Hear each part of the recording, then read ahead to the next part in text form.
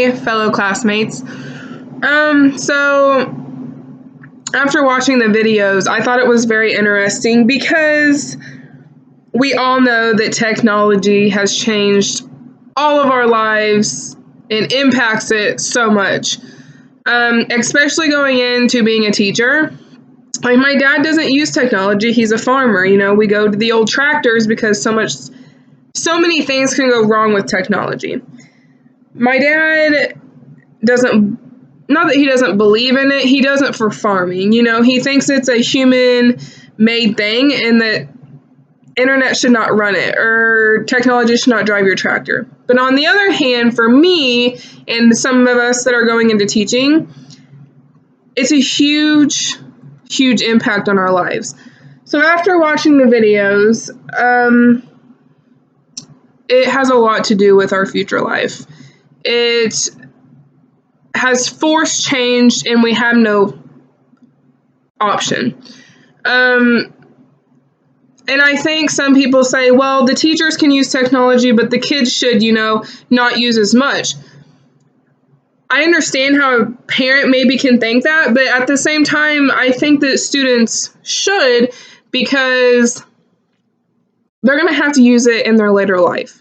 I mean, they're not even going to have, our kindergartners now, when they graduate, they may not even see a piece of paper. All of the receipts at McDonald's may be on your phone. There may not even be anything but a cooker at restaurants. So I think it's good for them to know how to run it and understand it. The podcast I listened to was What Makes a Good Teacher Great, and it was 14 minutes, and I loved it. When it ended, I was like, man, I wish there was more. So it was just talking about how you should learn each student's language. And what they meant by that was, like, the guy that was putting it on, he said, one day I was eating an apple, and they're like, hey, you're eating an apple. And that was their language. Like, they felt like they had something in common because they eat apples too. So something as simple as that, he felt like they were together. So, like, also,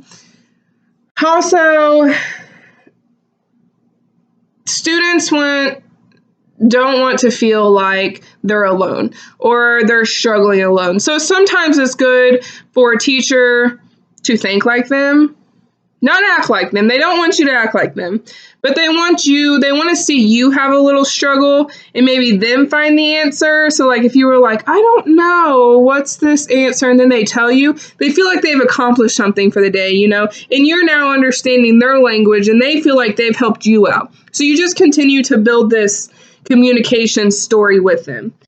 And students need you to listen. One student said, a good teacher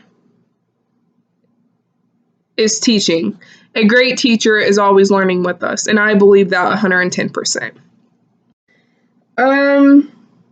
Podcasts are the only ones that I think will really be helpful. Blogs, too.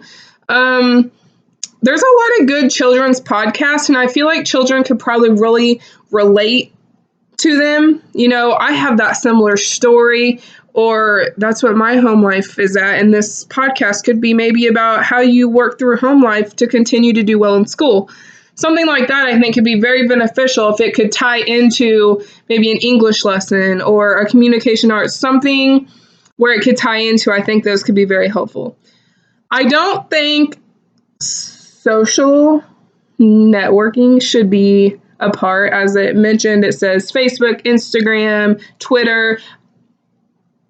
I don't think that's a good option. Now, they do make children's ones, like for the classroom, and I think those are awesome. Parents can get on and check them out. They can make videos for the parents. I think those are awesome. Other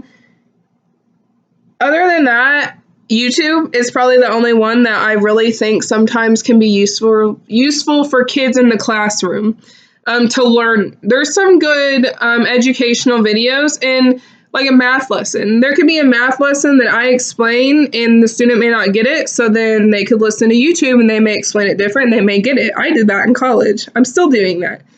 I used Reddit, or Reddit. I think it's Reddit. I thought it was very cool. I do a lot of bookmarking on my computer, but as soon as I get a new computer or log in somewhere else, they're not there. So I think it's going to be super useful for me to be able to log in anywhere and bookmark a site. So I think that will definitely help me out. But the podcast really got me thinking. There's so much more to being a teacher than just teaching. You build this relationship with them, and I think that's awesome. I think that should be every teacher's goal.